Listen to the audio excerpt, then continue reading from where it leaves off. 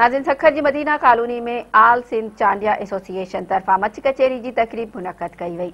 उन हवाले सां रिसो था फरीद सोमरो जी ही रिपोर्ट। आल सिंध चांडिया वेलफेयर एसोसिएशन पारा सखर जे मदीना कॉलोनी में मच कचहरी की पुरवकार तकरीब मुनक़द कई वई।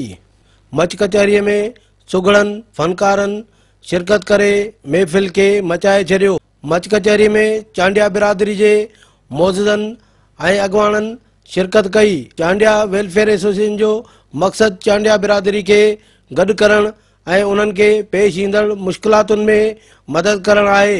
एसोसिएशन के chairman Ghulam Akbar Sarang Chandio, vice chairman Ijaz Chandio, vice chairman Ata Hussain Chandio, general secretary Abdul Malik Chandio, deputy general secretary Talib Hussain Chandio ऐं सदार गुलजार अहमद चांडियो मेरान टीवी से ॻाल्हाईंदे चयो त असांजो ही जेकी मच कचहरी जो जेको वॾो सबबु आहे उहो हिकु त इहो आहे त असांजी सिंध मां जेके असांजी मच कचहरियूं ख़तमु थी वयूं उहे सोशल मीडिया ऐं प्रिंट मीडिया ऐं इलेक्ट्रॉनिक मीडिया जे अचण खां पोइ उहो हिन जो हिकिड़ो सिलसिलो शुरू थियो आहे।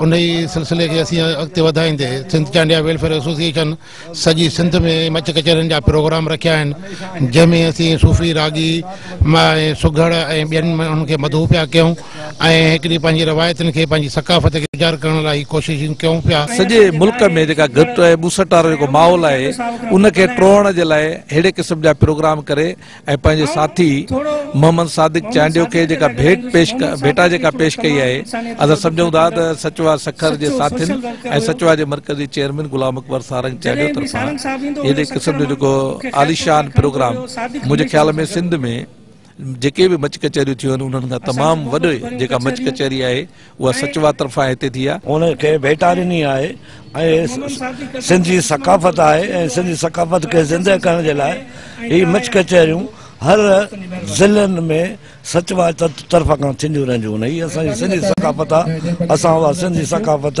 मल्हायूं पिया। हीअ असांजो साथी मोहम्मद सादिक मरहूम जे नाले कई आहे। हीअ मच कचहरी जेका असांजा सचवा जे तरफ़ां हर ज़िले में कई वञे थी, इहा सिंध जी सकाफ़त आहे ऐं सिंध जो कल्चर आहे।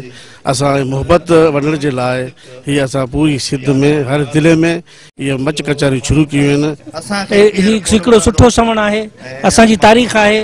शुरू खां वठी जेको आहे सो मच कचहरियुनि जा प्रोग्राम थींदा अचनि पिया सिंध में। अॼु जे हिन ॿुसट वारे दौर में जिथे माण्हू नफ़्सा नफ़्सी में मुब्तला आहिनि, ही मच कचहरियुनि जो प्रोग्राम थियणु सुठो सवण आहे।